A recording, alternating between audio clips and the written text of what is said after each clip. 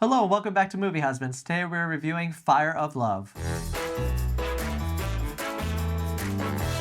Directed by Sara Dosa, Fire of Love follows intrepid scientists and lovers Katia and Maurice Krafft, who die in a volcanic explosion during the very thing that brought them together. The documentary follows them as they unravel the mysteries of volcanoes by capturing some of nature's most explosive imagery. So Jeffrey, what did you think about Fire of Love? So the footage in Fire of Love is unbelievable. The fact that they get as close as they do. Explosive, you might say. The fact that they get as close as they do to the volcanoes they're researching, and the fact that they left behind all of this footage from their research is just fantastic. It's almost rife to be made of a documentary at some point, right?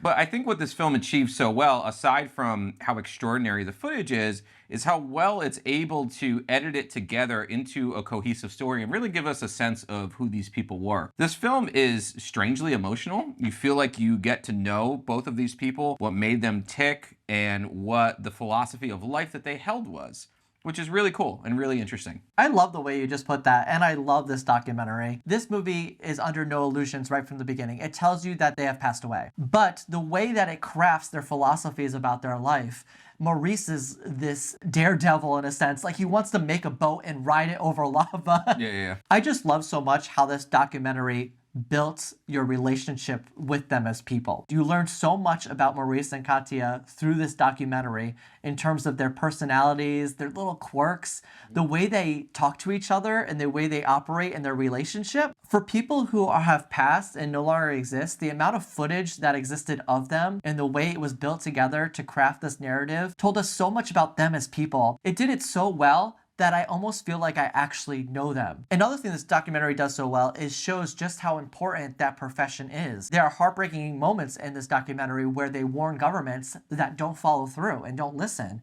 And a volcano erupts and it kills thousands and tens of thousands of people. And there's other instances in which their advice is heeded and the volcano erupts and tens of thousands of people are saved. So it's a documentary with such authentic elements about them as people, as well as the importance of what they do. Yeah, I'm sorry to make this into kind of a political point. I don't mean it that way, but we live in a time where it's easy for a lot of people to deny science, right? And I don't think that they realize how privileged they are and how advanced our civilization has become that they even have the option to deny science. We don't live near an active volcano, but many people that may, this science really impacts their lives, and it's something that they think about. And there are warning systems in place. There is science in place to be able to predict when this is going to happen, and it's because of people like who we see in this documentary. So in a way, there are many things in our lives that are the product of science that we take for granted because they have simply been there since we were born. But I think this film takes place in the 60s, 70s, and 80s? Yeah, they die in 1992, so I want to say it's like 70s and 80s. That's not that long ago.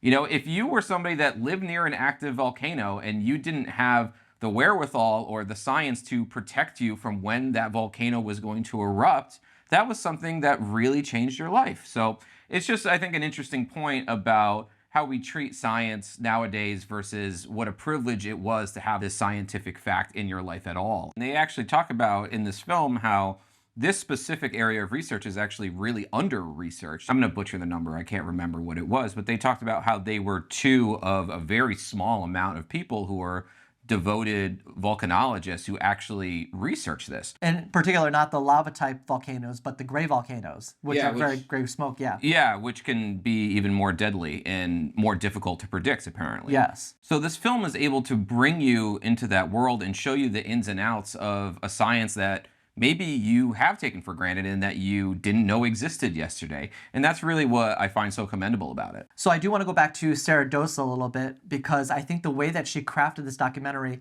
while it follows a chronological order, and that might seem very simple, she has very particular in the way that this footage was cut together. And between the scenes of them talking about their craft, or the scenes where they're going in the volcanoes, the scenes where you see shots of just volcanic matter spewing, and when those moments happen, it's very particularly done. And I think it builds to a climax that's very powerful. And I think that's something that's only achieved by paying attention to the footage and organizing it in such a way that it could fit this narrative. It's really about building a narrative. And I absolutely love these scenes of Maurice and Katia doing what they do, because you get such an impression of their personalities. In Maurice in particular, he has this one line that he says during the documentary in which the amount of time he lives isn't as important to him as fully living the time that which he has. He'd rather be a daredevil and get as close to these volcanoes and do things that people do not do. He is happy to die in that way. He's contented with his life ending in that certain way. So in a sense, when the movie ends and they die, it's almost bittersweet because they did it together, enjoying what they love to do, and they fulfilled every aspect of living life that they wanted to achieve. There was something absolutely mesmerizing and beautiful about building that narrative. So we should mention too that this film is narrated by Miranda July, the great filmmaker. She has made Kajillionaire from a couple of years ago. She also made a wonderful film called Me and You and Everyone We Know, which is one of my favorite films of the past 20 years. She's somebody that has a lot of whimsy as a personality. In her interviews, she wears really colorful clothes. She comes off like her head is in the clouds a little bit. She tends to follow whims into fantasy a lot of the time. So I was really surprised how her narration actually has quite a bit of gravitas to it.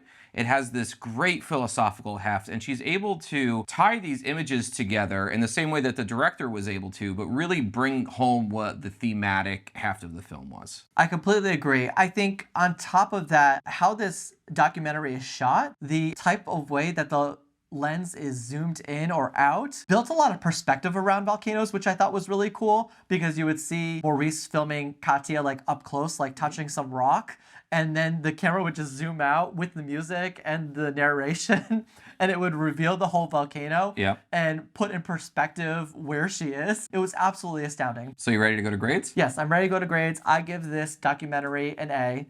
I really loved it. Actually, talking about it more, maybe I would have placed it higher on my top 10 list. Oh, interesting. Either way, I really love this documentary. I love how it built its narrative. I love how it was shot. I love the narration. I think everything about it just highlighted these very humanistic, personal elements, along with the importance of the subject matter. And this documentary really taught me so much about a subject matter I just don't engage with much at all, which I think is so fantastic. Yeah, I give this a B+. I think this was a great watch. The footage is really unreal, and I actually wish that I saw this in a movie theater. It was actually playing in IMAX across the country. Would have been really interesting to see this in IMAX just because the footage is that stunning.